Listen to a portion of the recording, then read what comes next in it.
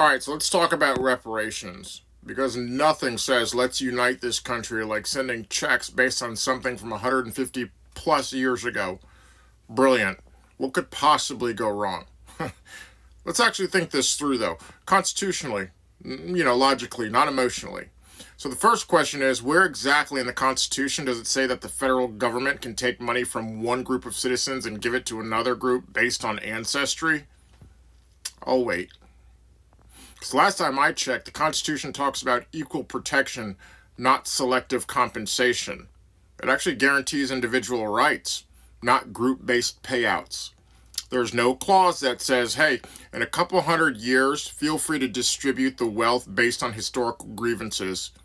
It's not constitutional law. That's modern political invention. And here's another wild idea. In America, we don't do inherited guilt. You're not responsible for what someone who looked like you did 200 plus years ago. And you're not entitled to payment for something you didn't personally endure. That principle is foundational to a free society. Because the second you abandon individual accountability, you replace it with collective punishment. And historically, that never ends well.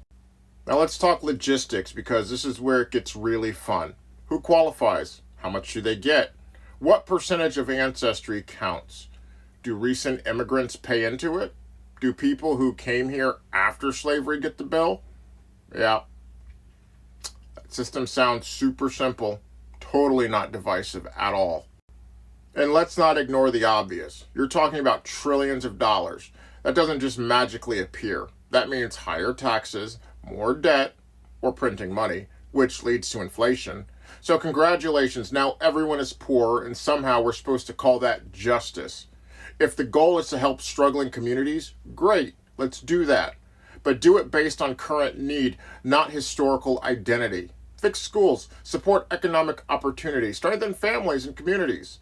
You solve problems by addressing today, not by trying to financially, relitigate the past. Reparations might sound morally satisfying on the surface, but constitutionally, doesn't hold up. Logically, it falls apart.